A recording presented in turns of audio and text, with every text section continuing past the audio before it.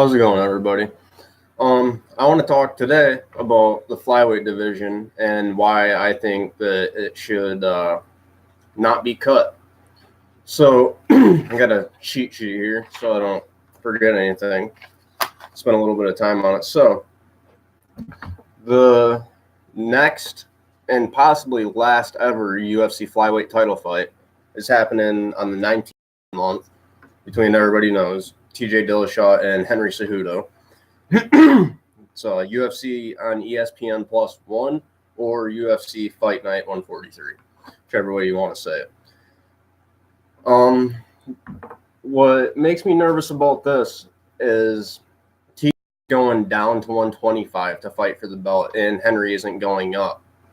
Which, if he was going up, I would think that, because he's still a champ, he would go back down and defend it. But if TJ goes down and he wins the belt, then they might just keep him in bantamweight and then cut the whole division as a whole. And I would really hate that. But what makes me really nervous about it is after this fight, there are only 2 other flyweight fights that are scheduled that I've seen for this year. One on the card after that, and then one other one on the card after that. So there are only 2 other scheduled fights at flyweight for the UFC, which really sucks. That doesn't look good to me. That's not a good thing. A really good bulk of flyweights were cut from the UFC as soon as this was initially talked about. I couldn't find the complete list, but I mean, obviously Demetrius Johnson isn't there anymore, but that's for an obvious reason. Jose Torres and what was his name? Jared Brooks, Justin Scoggins. There's a few other ones too. I couldn't find the list of them. But they were cut for no real reason at all. But the thing is, they didn't cut all of them. They didn't cut all of the flyweights. They only cut a couple handfuls of them, which is kind of weird. You'd think if they were cutting the division, they'd cut all of them. But the only way I think I would be okay with them cutting the flyweights, which who gives a shit if I'm okay with it? I don't run anything. I don't work for the UFC. I don't run. But the only way that it would be ethical to me, a way that I wouldn't be butthurt about it, is if they all went to the same promotion. See, Ryzen signed Justin Scoggins after he was cut. If Ryzen signs all the flyweights, or if one championship signs all the flyweights or something like that, I would be a little bit more comfortable with it because, the UFC does have the best flyweights. I mean, that weight class, it's not stacked, but it's not weak anymore. Like it used to be. Yeah, when it first started out, like 6.5 years ago in 2012, yes, it was kind of weak. The best fighters we had were Demetrius, Ian McCall, and Joseph Benavidez. And it was that way for the first couple of years. And then John Dodson. And it was like that for the first couple of years. And then within the last 2 or 3 years, this weight class has actually gotten pretty legit. Like you got guys with multiple backgrounds. You got guys that are karate black belts, guys that are jiu-jitsu black belts, guys that are D1 wrestlers, D2 wrestlers. You got guys that are really well-rounded, that if they were big enough and if they were in another weight class, they'd potentially win a belt, If they're not, it's not a weak division anymore. So I don't know why they want to cut them. I know they never caught on like the other weight classes, but there's not cuts in every fight. These guys aren't blood and gutting themselves to death. It's not a barn burning brawl every single fight, so you don't want to watch it. Well, that means you're not a mixed martial arts fan, you're a fight fan. There is a difference. Go watch kickboxing or boxing or whatever. Quit fucking complaining about flyweights being main events if you are a fan of the sport. If you're a fan of the sport, you should like watching how people match up against each other, regardless of their weight class, as long as both of them make weight. Even if they do get signed to the same promotion like Ryzen or ONE FC or something, even if they do, all of them deserve to be in a UFC platform. they all deserve to be out there. Like the UFC is going to put them out there. That's one of the problems to me too, is because people don't watch the other promotions as much. I mean, yeah, maybe around the world, obviously one championship, they got a lot of Asian fans, or Ryzen's got a lot of Japanese fans. I like Ryzen. It's like a modern day Pride. It's pretty cool. They brought it back. I love that. But yeah, I'd want to see everybody, these guys deserve to be popular. They deserve to be famous. I remember when I first started watching MMA, and I was like, these guys aren't even really famous. No one knows who they are. And now they're starting to get that way, but the UFC wants to cut flyweights like they don't matter. So I don't understand. Let's see.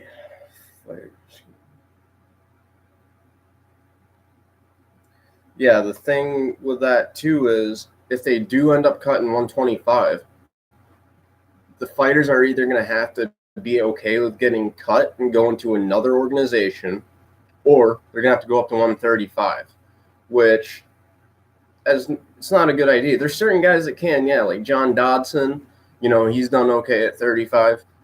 Joseph Benavidez started out his career at 35, and he did very well there too, but he's still pretty damn small. I mean, against the best in the bantamweight, John Lineker, but excuse me. But then you also got guys like Sergio Pettis, who went up to fight Rob Font. And I knew before that fight happened, I was like, this is not a good fight to take. His manager should not have let him take this fight. He shouldn't have even told him that they called. He should have been like, no. It doesn't, it's not a good fight for him. I just knew it wasn't. Like, Font is bigger. He's more powerful, way more powerful. He knocks people out at bantamweight. Sergio Pettis doesn't even have one finish in the UFC, and all of his wins were flyweight fights. I believe he had one fight at bantamweight and he lost it, or maybe his debut was a bantamweight fight against Will Campazano, if I'm not mistaken. And he won all the other fights were at flyweight, and he won only decisions. The only fight I can remember him even hurting someone in is Joseph Benavidez. He dropped him with a cross. You might have heard John Moraga for a second too, or somebody else. But the thing is, he's not a powerful guy. He doesn't have power. He doesn't hurt people. He's one of the most technical strikers you can find, like literally, for the entire sport, of course. But he doesn't hit hard. He doesn't kick hard. He has no oomph behind anything. And I think it'd be a fair assessment to say Sergio's probably a little more technical than Rob Font on the feet. But what did Rob Font do the entire fight? Jabbed him to a decision, easily out-jabbed him. That's a technical thing to do. That's not, he didn't just brawl and win. No, he out-technicianed him. Why did he do that? How is that possible? Because he's bigger and he hits harder. So it's easier for him to get the respect. It's easier for him to get Sergio to not engage because he doesn't want to get hit, because he hits like a truck. And Sergio's used to fighting flyweights and not hurting flyweights. So then he goes up to bantamweight. Anyway, long story short, rather, I've seen that happening. I predicted that to happen, and that's what's going to happen if a lot of other ones go up to bantamweight. I mean, it's going to be like half the bantamweight weight class is flyweights, half the bantamweight weight class is bantamweights. I mean, you literally might as well just add another belt, or keep this belt, rather, and keep the flyweight division. They haven't even hinted at removing the women's featherweight division. Like, why would you keep that weight class? It doesn't even have rankings on the UFC site. There are like 3 or 4 fighters in the UFC that fight for women's featherweight. Yet they just had a title fight last weekend, or the weekend before. It's unreal. It's so stupid to me. Again, I know the only 2 videos I've posted so far are problems that I have. And it's not going to be like this every time. Because I got notebooks upon notebooks filled with shit to talk about. And these are just problems that are bothering me now. And the Woodley, Usman, Colby thing needed to come out because that fight was just signed. I wanted it to come out before the fight was signed, but it's not like my word would make a difference anyway. And then this one needed to come out because what happens if on the 19th, after that fight's over, the flyweight division is gone? What if they say, all right, we're done with flyweights? You know, there's only, let's see, is it the 9th? It's the 10th. That's only 9 days away. So, I think that it needs to be said. Hopefully, this can get out and, I don't know, get to enough eyes to where the UFC sees it and doesn't cut them, because I think I've made some pretty good points. If they cut 125, though, is 135 going to be next? Is 145 going to be next? Like, are they just going to keep taking steps backwards? Because if they were going to cut this division, I think they should have done it earlier on. Like, back when it first didn't catch on in the first couple of years, after no one cared then, okay, whatever. I would have been a little upset about it then, but at least it wouldn't have been well established. Now, it's established. It's not even a weak division anymore. People just don't want to watch it because they're not real fans of the sport. I mean, if you haven't noticed, you go down the weight classes, and the lower the weight classes go, generally the more technical the fighters are. Generally, the cleaner everything they do is, which I've always been a fan of. I started watching the WEC when they were only 135, 45, and 55. Like, right after they cut welterweight, I started watching. I don't know why, it just turned out that way. So I've always loved the lighter weight classes, but are they going to get rid of bantamweight? Are they going to get rid of featherweight? I hope not. I hope they don't get rid of flyweight either, but it seems like something that they would downward spiral and do it for, because the lighter weight classes just aren't as popular. And like I said the other day, they seem to be going with popularity now over what's right. They aren't giving the right people title shots. They're not advertising the right people. They're not always giving the right people the best fights or putting them in the best positions or, you know, whatever. They're always doing what they think that they should do to sell enough money. And if that's cutting flyweight so no one has to watch flyweight, then that's what they're going to do. It's not better for the sport, but they're going to do what makes them money.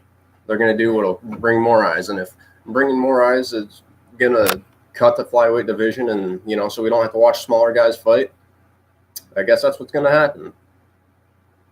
But the thing is, not only women's featherweight either, but I looked at the 3 women's divisions. Other than that, strawweight, flyweight, and bantamweight. Men's flyweight looks pretty similar to those 3 as far as talent goes. I mean, number 1 is Henry Cejudo. Number 2, Jesse Formiga, in order down. Joe Benavidez, Ray Borg, Davison Figueiredo, John Moraga, Wilson Hayes, Alexandre Pantoja, Dustin Ortiz. Dustin Ortiz is number 9. What does that tell you? That kid is good. Alex Perez, number 10. Tim Elliott, number 11. Magomed Bibulatov, Syed Nurmagomedov, Ryan Benoit, and Eric Shelton are the top 15. Okay, so what does that tell you? I named a few guys there that are the elite of the sport. Literally. Ray Borg, Davison Figueiredo, we haven't seen as much of him yet, but what we've seen of him, he is fucking good. Ray Borg and Joseph Benavidez, Jesse Formiga, Henry Cejudo, they're all top guys. Sergio Pettis would still be here too if he didn't go up to bantamweight for his last fight. They're just as stacked, if not more stacked, than all the 3 women's divisions. But what I noticed as well, it's more men's flyweight is more stacked than light heavyweight and heavyweight. Both of those divisions are shallower than flyweight right now. And that was the division I read off without all the fighters they cut. With all the fighters that they cut, if I could have found an article that listed all of their names, that would have been a lot better and a lot deeper. It used to be a lot deeper. Like I said, there was Demetrius Johnson. Jared Brooks was in the lower half of the top 15. And then Justin Scoggins was also in the lower half of the top 15. And I know there's a lot of other guys they cut. I don't know why. I can't remember. But another problem they're going to have with this, if they end up doing this and going through with it, it's going to be harder to fill cards. Unless they make fight cards shorter, which I really, really hope they don't do. I heard there was talk about that too. That idea really pisses me off. Because it makes me sad when I get through a fight card. Like, I want to watch more. You know, because I start on the Fight Pass prelims. After those 2 or 3 or 4 are done, I'm like, damn, I only got 9 fights left. Or I only got 8 fights left, 10 fights left. And I do that after every single fight. And it's like, damn, man, I just wish it would go on and on and on. Like, I could never get enough fights. But it's going to be harder to fill cards because, you know, that's one less weight class you got. You know, you got to say you got a fight at bantamweight and somebody pulls out. Okay, so you can only look at bantamweight now to get him an opponent. If flyweight was still there, maybe you'd even have a flyweight fighter that could take a bantamweight fight on short notice because everybody else at bantamweight is filled or something like that. You know, it'd be a lot easier. And the other thing, and the last thing I want to touch on, since this has been a thing, since this talk has started about them cutting flyweight, every single flyweight fight that I've seen has been absolutely fireworks. It has been great. Every single one of them. Like, watch Alexandre Pantoja's last fight against Yuka Sasaki, or Kai Kara France's UFC debut. He finally came to the UFC after that Ultimate Fighter season. He had to fight like 5 or 6 more times after the season, but finally the UFC signed him, which I was very happy about because he's very exciting. He's Israel Adesanya's and Dan Hooker's teammate. Got really good Muay Thai, great cardio. He's a lot of fun to watch. But yeah, every fight has been great. I thought all the fights before that were great too, but I really noticed since then, like, they've really started picking it up. Like, they're literally fighting like their jobs are on the line. But I don't know. I really hope this gets to somebody that could make a difference, because I really, really am going to be upset if the flyweight division gets cut. You know what the thing is? The UFC isn't about popularity. That's why I get so angry when I hear people say, oh, that guy's fucking boring, or he sucks, or he's no fun to watch. Why would I? You know what? Their jobs are not to entertain you, okay? Their job is to win fights. Yes, if they entertain you, they're doing a little bit more of their job, but that's not a requirement. The requirements are media. It doesn't mean you need to be entertaining. You just need to, you're just obligated to participate and then fight. That's it. You know, it doesn't matter if you're popular. It doesn't matter if you're entertaining. Your job is to win fights, point blank. And, you know, I just feel like there's a lot of guys at flyweight doing that deserve to keep their job and deserve to fight in that weight class. You know, some of them are just too small for bantamweight. You know, it's not fair. These guys are martial artists. They're mixed martial artists. They're cage fighters. You know, just because they're 10 pounds less than bantamweight, that means that they're not entertaining. I don't understand that. I mean, whoever doesn't like flyweight, you're not a real MMA fan. Just say it right now. Like, you're not. There's no way that you can watch. There's no way that you can discriminate against any weight class if you're a true MMA fan. Of course, you could have your favorites. I have my favorites. I like 135, 145, and 55 the most. I mean, probably because that's what I started watching, but I like all weight classes. It doesn't matter to me. But I've literally heard so many people say, oh, it's a flyweight fight. I don't want to watch it. Oh, it's Demetrius Johnson. I don't want to watch. Like, dude, he's not in the UFC anymore. We got another champion. And I'm really excited to see how he does against TJ Dillashaw, or how TJ does against him, because he's going to flyweight. It's going to be interesting. I heard something that made a lot of sense. Everybody's saying, oh, if TJ even makes weight, if he even makes weight this, if he even makes weight that. Oh, Ali said he's not going to make the weight, and Joseph Benavidez is going to fight Henry Cejudo. It's really interesting because I said there's no way he's not going to make weight. Like, he's not even a big bantamweight. But I don't remember who said it, but I heard someone say, it was like on a podcast I was watching or something, they said, if you're a light heavyweight and you're cutting down to middleweight, that's 20 pounds. The difference between bantamweight and flyweight is 10, obviously, but even that's easier, because when you weigh 145 pounds and you usually cut to 135, and then you're going to cut even further down, you're going to go to 125. Think about it. That's almost 10% of your body mass. That's not 10% of your body mass when you're that big, but when you're a small guy like that, it's like 10% of your body mass. So I started thinking about it. I'm like, wow, that's so true. It is a few weeks out, and he is skinny as hell. So hopefully everything goes all right. Hopefully it's a great fight like I think it will be. I think Cejudo will get a couple takedowns and keep the striking competitive, but ultimately get outpointed. I do think he'll out-wrestle TJ, and I think TJ will probably outstrike him to a decision. I think he won't be able to out-wrestle him that much. He'll get 2-3 takedowns, but we'll see what happens. But yeah, let me know what you guys think about this one too, because I'm sure a lot of you guys are gonna say, "Oh, well, flyweight's boring, so I don't care." I said this in the beginning. Don't watch it then. Don't watch this video if that's how you feel, because I don't have any interest in communicating with ignorant people, hence most MMA fans. So thanks. Have a good one, guys.